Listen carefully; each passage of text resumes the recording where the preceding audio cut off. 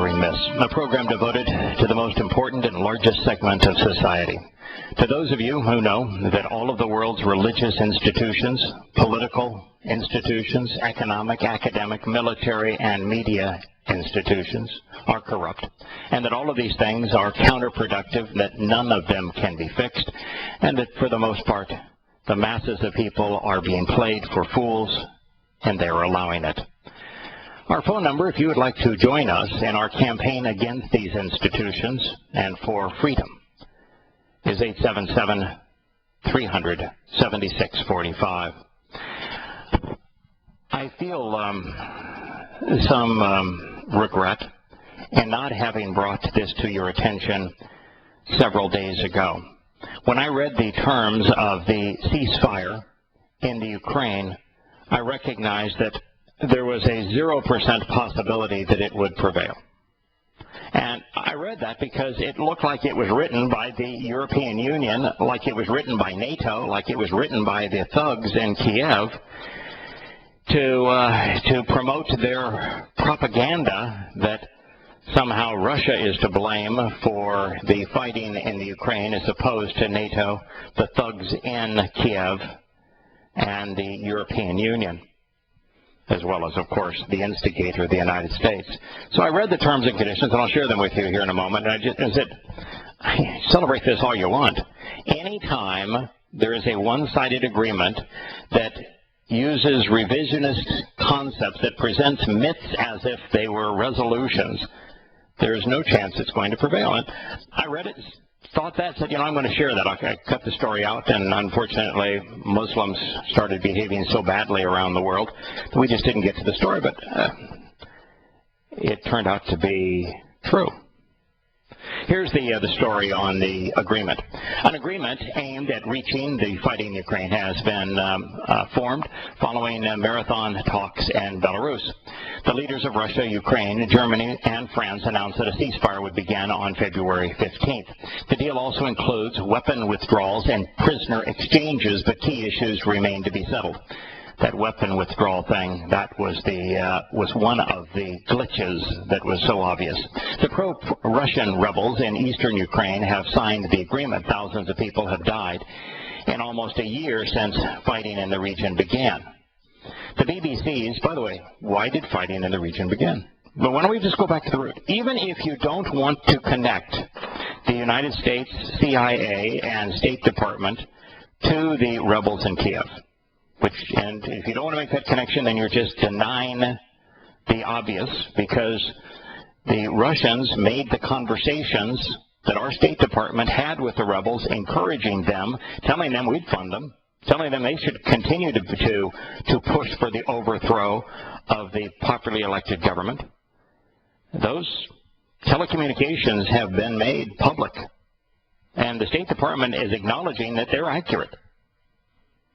So even if you pull away the instigation by the United States in Kiev that started this whole thing, then you still have to recognize that thugs in Kiev started the second revolution on that country, armed insurrection in a matter of the 20-year history of that country, and that using Molotov cocktails and weapons and belligerent mob tactics, they murdered and rioted their way into power. That's what happened. Now, there is no other way to define those events. You can seek to justify them and say that, the government was too pro-Soviet.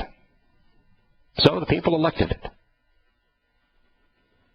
It was mob rule is what took over in Kiev, and the pro-Russian, the ethnic Russian, the Russian-speaking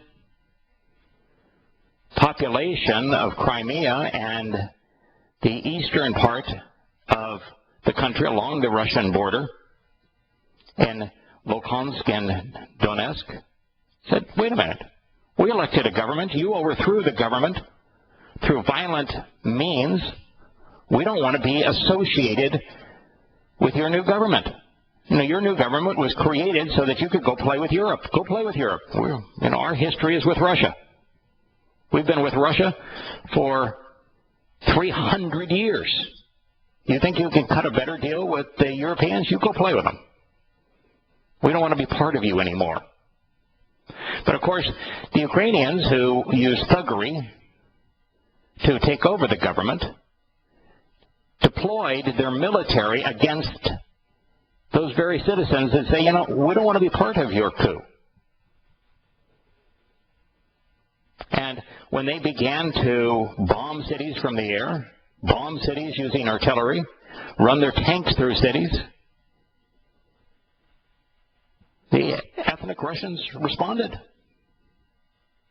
And that's what caused the civil war. That's why we're in this mess.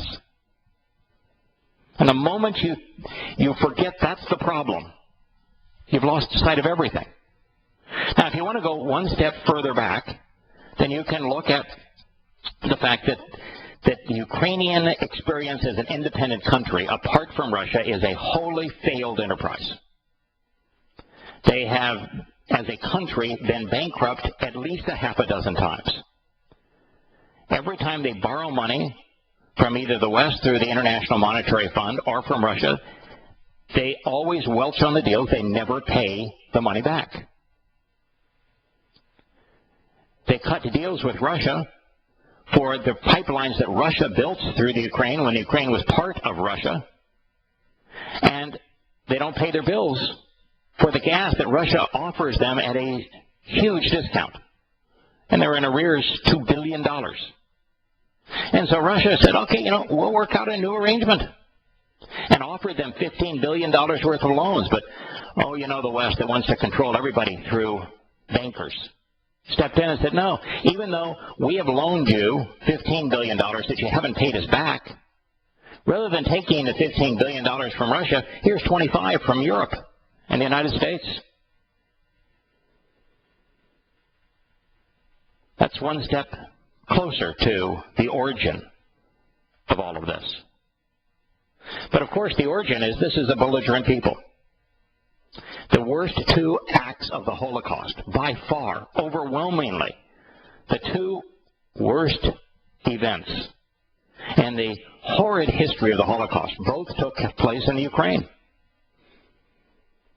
That's why Putin responded to the initial mob uprising in Kiev and called it a pogrom, denouncing it as the Ukrainians being Ukrainians again. This time they were rising up against a left-center government as opposed to rising up against Jews. These are people you do not want to be dependent upon you. And yet that's what we have done. And now we have a war where the United States and Europe are providing the weaponry to Kiev to bludgeon the citizens of Donetsk and Luhansk. And the citizens of Luhansk and Donetsk have taken over the former Ukrainian military bases throughout the region and are effectively confronting the Ukrainian military. There's only one answer for this. The answer was obvious the moment that this coup occurred. The answer was what happened in Crimea. Let the people vote, and if they don't want to be part of the gang-ruled government in Kiev, let them separate. The whole Ukraine experience has failed anyway. If they want to be independent of that failure, let them. Do you know that the graft in the Ukraine is amongst the highest anywhere in the world? The estimates on government spending is that 80% of what the government spends, particularly in the military, which is the government's biggest spending area in a country like this, 80% of that which is spent is stolen, it's grabbed. Every word that has come out of the Ukrainian government's mouth since they had their little elections around Kiev have been lies. And so this agreement reflected that. So let's go through the agreement. The ceasefire was to begin on February 15th. Well, you know, it's they have a problem there because it is now February 18th. Heavy weapons were to be withdrawn beginning on February 16th and completed within 2 weeks. Well, the heavy weapons were being wielded by the Ukrainian government, and they didn't withdraw them. The limited amount of heavy weapons that the rebels have are those that they took from the Ukrainian military bases in the east. And there is no place they can withdraw them to. Where can they withdraw them? I mean, really, this is their area. They can withdraw them to where? Now, the Ukrainians can take them back into the area of Kiev and stop harassing the ethnic Russians. So I read that and said, well, that's a non-starter. All prisoners to be released, amnesty for those involved in fighting. Well, amnesty would suggest that those who are defending Luhansk and Donetsk from the military assault being perpetrated by Kiev somehow were doing something wrong. And yet every one of you would have done the same thing, put in the same circumstance.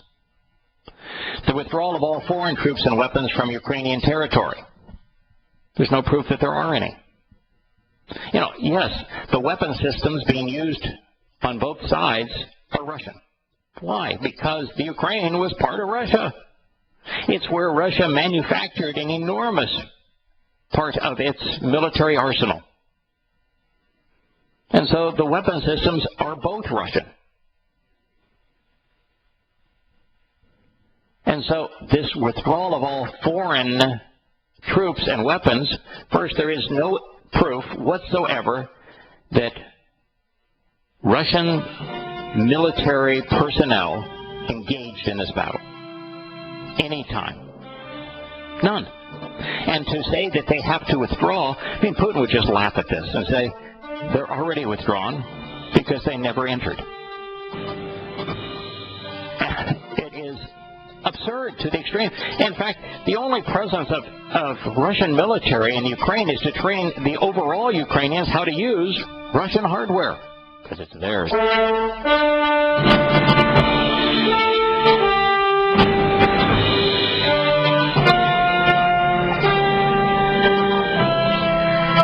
So when you have an agreement that says that withdrawal of all foreign troops,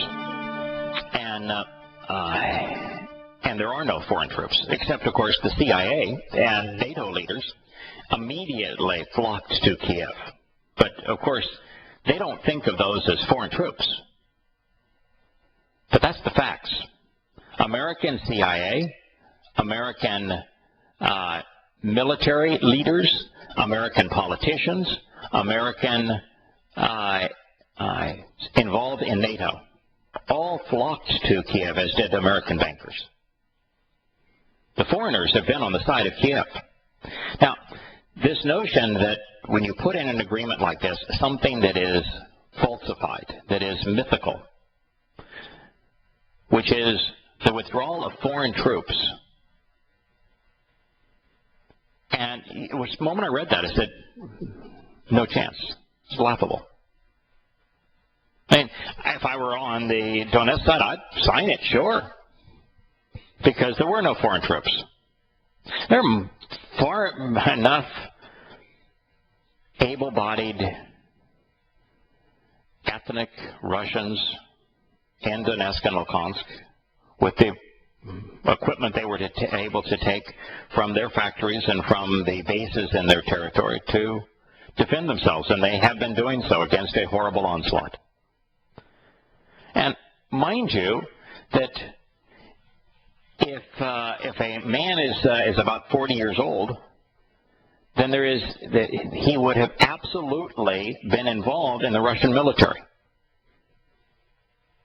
You know, 20 years ago, the Ukraine was part of the USSR.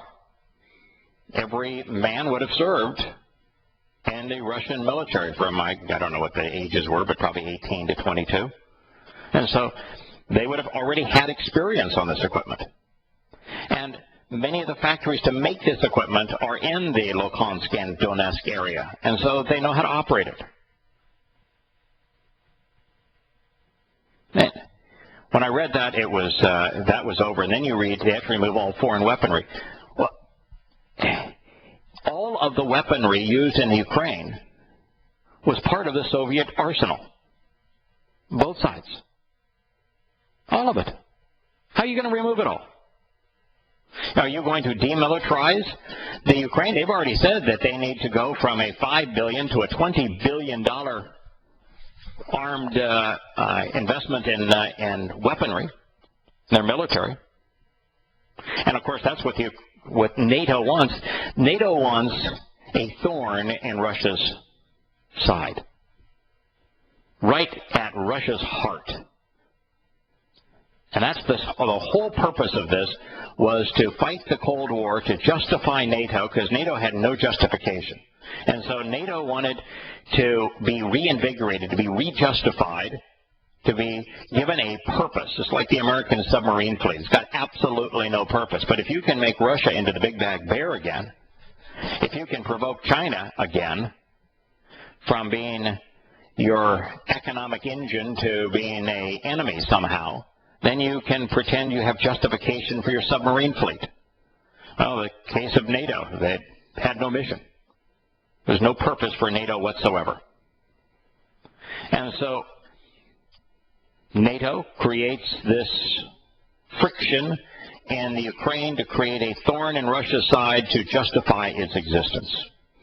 As for the Abominator, his role in all of this is that he was the guy who was going to reset his relationship with Russia. He mocked Bush and said that, Bush and Putin were at odds with each other, and that was not acceptable, that Russia was too important on the world scene, and that he was going to reset that relationship with Russia, just like he was going to reset the relationship with Muslims. Now, both of those things worked out really well, didn't they? And you still have idiots running around with Obama bumper stickers on their cars, knowing what he has thrust the world to the precipice of World War with Russia, while actually igniting World War III with Muslims. Congratulations. What an idiot. So you read this and you say, there's no chance that this is going to prevail. It says the disarmament, this is the next one. And this is the, well, first of all, withdrawal of all foreign troops and weaponry from Ukrainian territory. But the whole idea here is that what is now called the Ukraine is no longer the Ukraine. The only area that is really the Ukraine is the area to the northwest. The south and the east is back part of Russia. That's the reality of it. That's what happened with the coup. It's like, America invading Iraq and not being able to count and not knowing who the Kurds were, who the Christians were, who the Sunnis were, and who the Shias were, and not knowing the outcome of their invasion if you gave people choice and the opportunity to vote. I made the same mistake in Ukraine.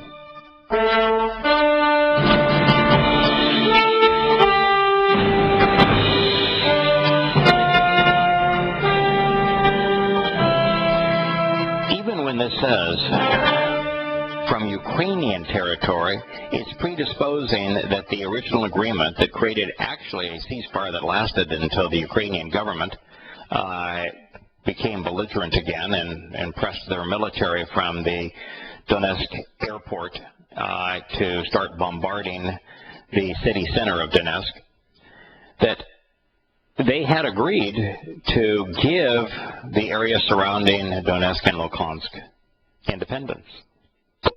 And now what they're calling it is Ukrainian territory. You've got so many problems with the agreement that it's not an agreement, that it's an absolute waste of breath. People are living in a fantasy world. One of the things that I learned in business, I learned this very early in business, that those kinds of people who compete in business to win always lose. If you negotiate a deal where you win so that you think that you've out-negotiated the other party and you've prevailed and at their expense, then you've lost. Because the other party will find a way to get out of the agreement. And they'll recognize your attitude, and they'll respond in kind. The only kind of agreements that hold, that work, are those that are mutually beneficial. There's a reason that the terms and conditions of the covenant and the benefits of the covenant have withstood the test of time. They're good for both parties. It's a mutually beneficial arrangement. It's as good for God as it is for us. Now, I know a lot of people would say, oh, well, look at, God doesn't need us, and look what He's giving to us, and what He's giving to us is much more than we're giving to Him. No, not from His perspective. He's getting what He needs and wants most. We're getting what we need most. It's a fair, mutually beneficial agreement. This is not.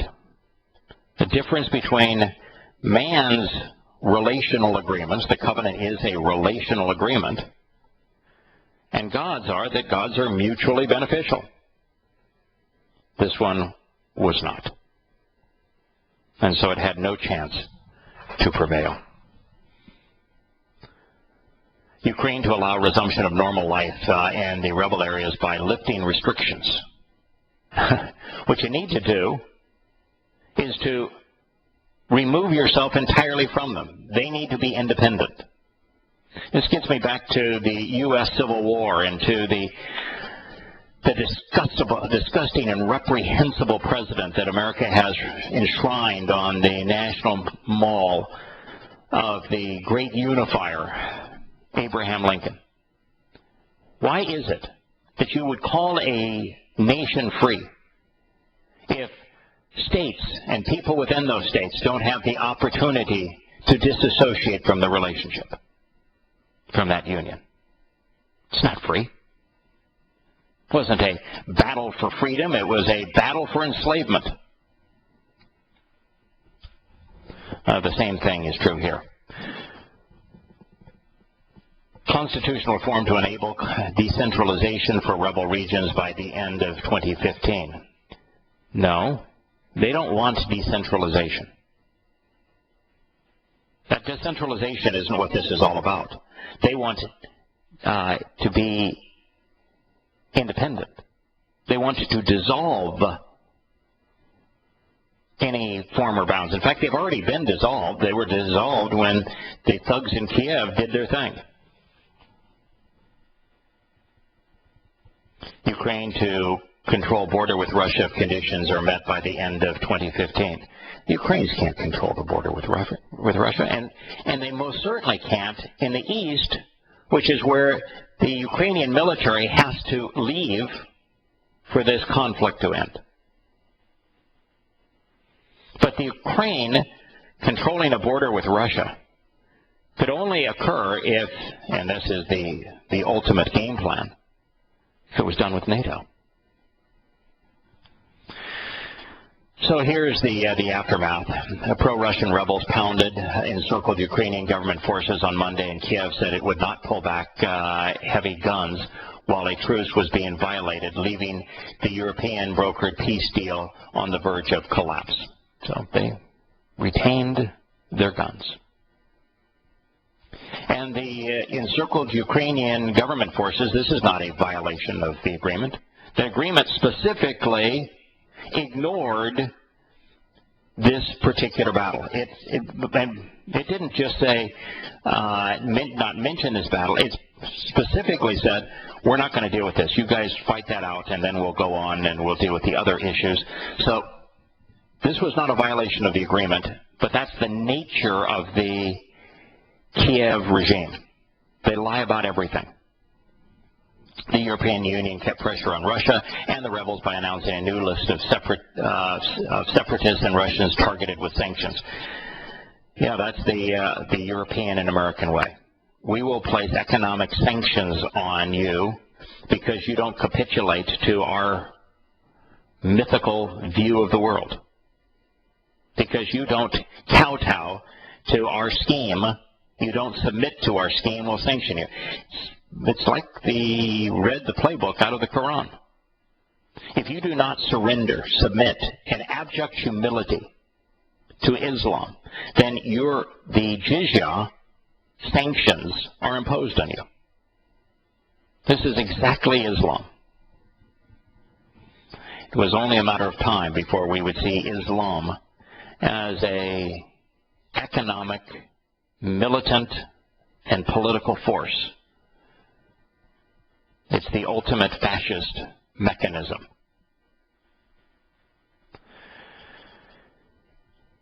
Fighting, by the way, and these kind of sanctions, what do they always lead to?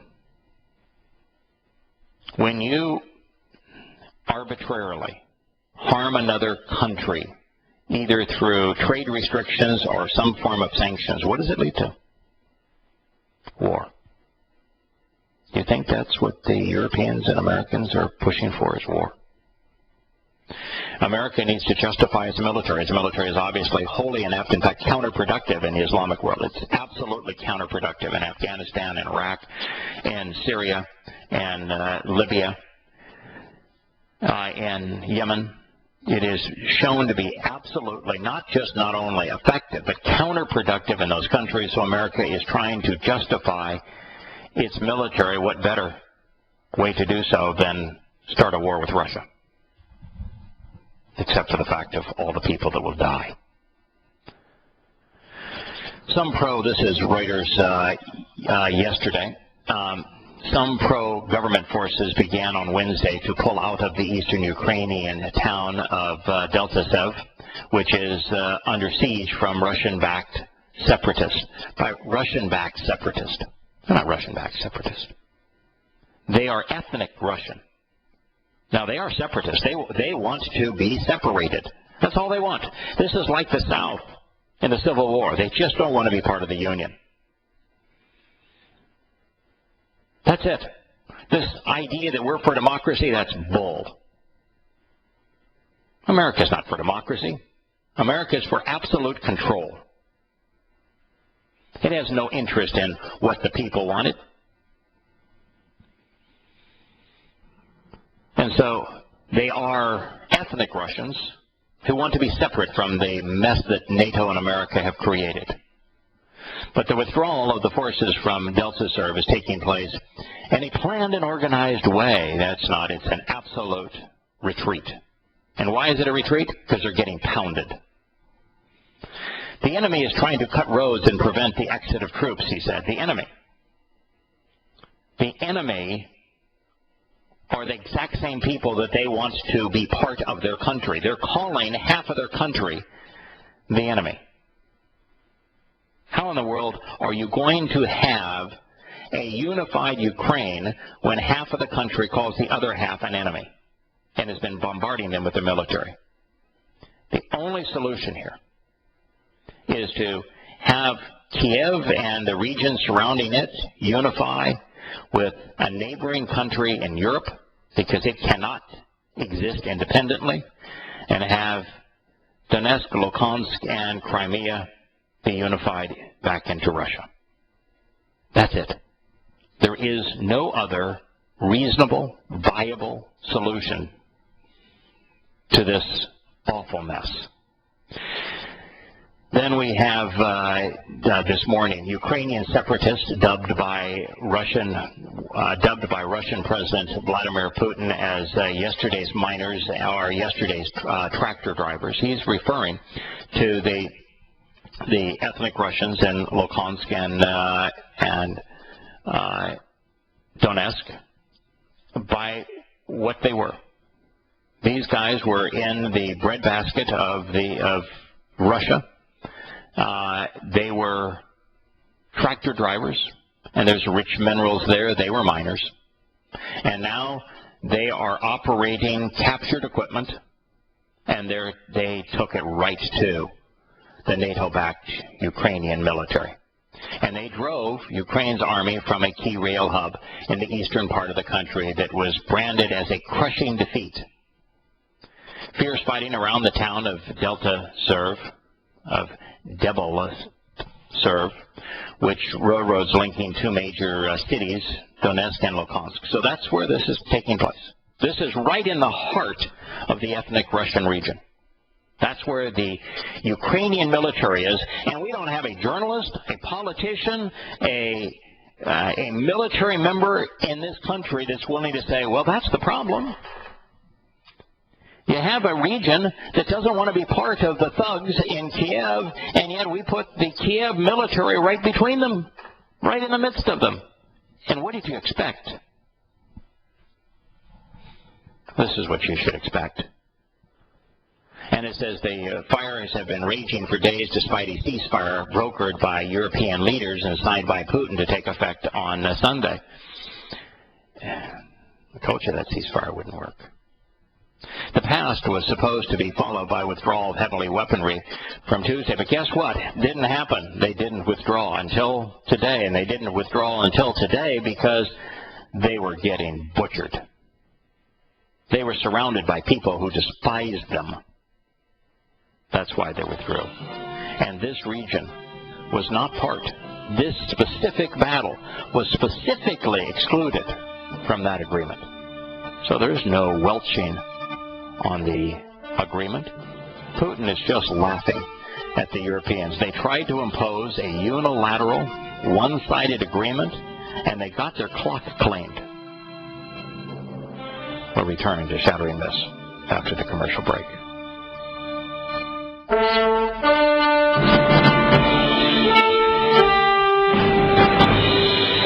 comment. It's funny. He said, of course, it's always bad to lose. Speaking of the Ukrainian retreat.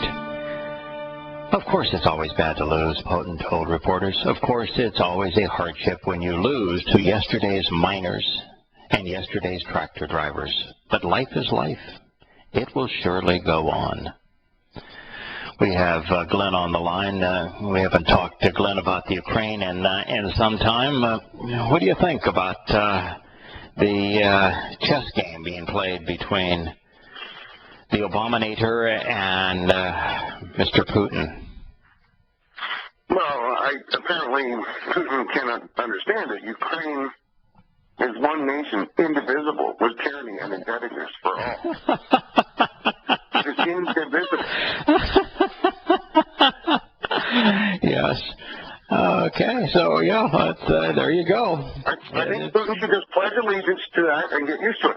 Yeah, it's just like the old United States of America, indivisible. Right. Yes, with tyranny through the military and through the nationalization of the police forces and taxation upon all. This illusion that you have freedom. No, you try to disagree, to say, I want to opt out of this country. I don't want to be a citizen anymore. And see what they do. See what they do if they say, I don't want you to confiscate half or two-thirds of my earnings because I don't like the way that you're using them to go bludgeon people around the world. I'm not for killing, and you seem to be very fixated on killing. I don't want to give you my money anymore. See what they do to you if you think you have freedom. If you're going to disparage American freedom as it's offered to you, Mr. Gata, maybe you should be locked up. Yeah, exactly. That's why they had their conference. They opened it yesterday against terrorism and extremism, because it's viewed as an extreme view to actually value free will and freedom. Mm-hmm. That's an extremist view. So, the fact that I'm wholly nonviolent. And that I advocate using words and reason, and that I will wield the U.S. Constitution against the government, it's still, those constitutionalists, they're extremists. You need to be locked up. Yeah, that's the new world that we live in. I'm really kind of curious as to where this thing's going. Now, supposedly Poroshenko, according to CNN, went to, the front lines today and is overseeing the withdrawing forces or something. He's going there. But it's not a withdrawal, by the way. It's a retreat. Yeah, a retreat. It is a retreat. Yeah, they were getting slaughtered. So it is an absolute retreat. I am convinced, Glenn, that there's only one solution. That doesn't mean that that solution is what's going to happen, because the world typically does the wrong thing all the time. But the only solution, it was the same thing that I recognized that once we'd invaded Iraq, there was only one solution, and that is to give up on the stupidity of a united Iraq and to carve Iraq into separate pieces. And you have to give the Shiite region of Iraq to Iran. You have to establish a legitimate country for the Kurds, and you have to have a separate enclave then for the Christians and the Zoroastrians, which had congregated together, and then the western part of the country becomes a new state for Sunni Muslims. And if we had done that, we wouldn't have these civil wars. Well, and, case in point, I mean, same thing is true with Ukraine. Right, and like case in point, I mean, the severing of Pakistan out from India, you know, with the exception of the severing that occurred in the transition and the ongoing quibbling over Kashmir, has worked out pretty well overall. It was the right move. Yeah, it was the right move. Right. You're not going to get along with them. You're never going to have peace together. So just separate. And you know, you look at this region. It is a completely failed enterprise as the Ukraine. We need to recognize that the East wants to join and the South wants to join with Russia. Let them join with Russia.